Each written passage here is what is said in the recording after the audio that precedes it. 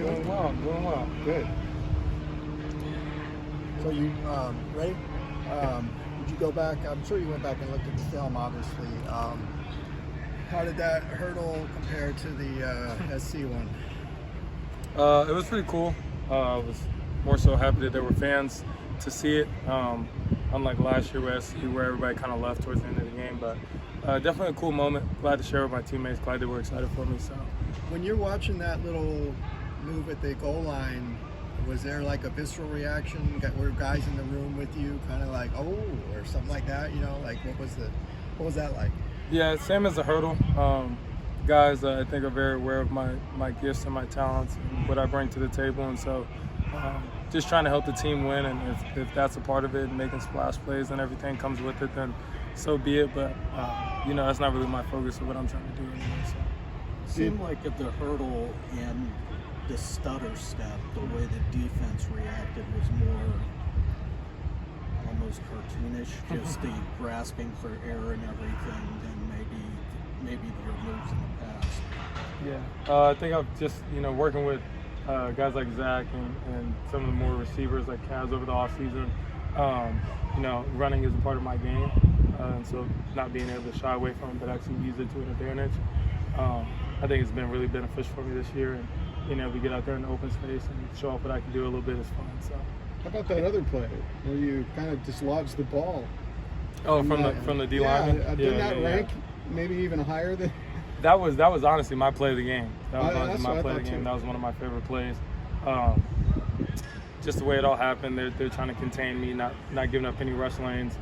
The dude bats the ball up in the air from about 5 yards away, and then I'm tracking the ball as everybody else is kind of looking around like, what's going on? And see him, and I know I got to stick my helmet right in his chest. So, but no, that was a big play for sure. It definitely kept the drive alive. So.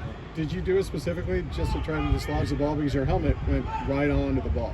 Oh yeah, I literally was just tracking the ball down as it came down, and just so happened to hit right in between his chest. So. Yeah. You were pretty fiery after the game. Did you have anything to say to Washington coming off the field? No, I didn't. I actually didn't say anything to him. Just went in the locker room and celebrated with my teammates. So, like I said, I'm moving on to Utah now, and I'm not worried about Washington anymore. So. How's the team handling this success going into a game like Utah? We're handling it a lot better than we handled defeat. I'll tell you that. So, no, the guys are handling it really well. This is probably our best Monday we've had. Coming out here on all cylinders, guys, I think have tasted what success feels like now, and now we're hungry for it. We're trying to be addicted to winning, so I think that's where we're going right now. We know what it takes, and so now we just got to go do it. Is this team more mature to handle being ranked now, maybe compared to last year, since it was the first time in 5-6 years? Yeah, for sure. It goes back to the guys that got here when I was a freshman, guys that were here before I was a freshman, that are still on the team, and so I think like I said, we've been through almost any situation in college football besides the college football playoffs that you could think about. So, like I said, we've been there before. We know what to do. We know what work is needed to get it done. And so, yeah, I think maturity comes along with it. So. How has Coach Gunderson contributed to your development since he's been here? Oh, big part. It's really just more so holding me accountable, more so than anything. I think, being here for 5 years, I'm not going to say I know everything, but I know how to be a quarterback now, and so it's more so just keep making sure I'm always being a quarterback and not picking and choosing what I want to be. So I think he does a great job, as well as the rest of the staff, as my teammates too. They all hold me accountable. I want that from them, and so I think that's the biggest step that I've taken so far, is just being able to be accountable 100% of the time. So you've got the ranking and you're on the win streak. I'm curious as to how you kind of measure respect in college football. That's a really, really good question. How I view respect in college football, I think at the end of the day it comes with you earning a ring, you earning hardware at the end of the season. That's what really determines how hard you work throughout the end of the year, is how you finish all the way throughout. So right now we're 5-0, but 5-0 doesn't get you a championship ring. Being 12-0 or whatever it is does. So we got 7 more games left, and we got to go out there and finish. So we're going to take it week by week, and we can continue to keep going 1-0 each week. We'll be pretty damn successful. So. You had mentioned before the season that you had this Utah game circled. So is this like, you're kind of like ticking off different new things each week now, or are you mindful of this team hasn't beaten Utah in so long, and you want to do that, and obviously it's another big game, things like that. I'm very aware of all of it. I circled about 3 or 4 games before the start of the season, Utah being one of them. I have yet to beat Utah. The only thing I remember is 2019 when we came in their place and kicked my butt around a few times. So that's the last memory I have. That's the last taste I have in my mouth. They're a really good team this year, really well coached. They have a really good secondary. Number 1, Clark, he was 8 last year. Really good player. So we got our hands cut out for us. Giving them all the respect that they deserve because they've earned it. So, like I said, we just got to come out here on Monday and Tuesday and Wednesday and go to work. So, your last loss was Utah before you start clicking off these wins. Just what's it been like these last 6-7 games, seeing the offense continually put up 35, 40 points and just produce the way it has? Yeah, it's great to see plays being made, but there's a lot more work to be done. Guys are hungry to get the ball. Everybody in the receiver room, I said this jokingly, everybody in the receiver room is kind of pissed about Bobo getting 6 catches. Guys want more catches. Guys want more plays, and so that's what you want as a quarterback. You want guys around you that's hungry for the ball. Same thing with the running back room, the tight ends, everybody involved. So old line's blocking their tails off right now, giving me time to make my reads and get the guys the ball in the right situation. So very happy with where we're at right now, but we got a lot more to go. So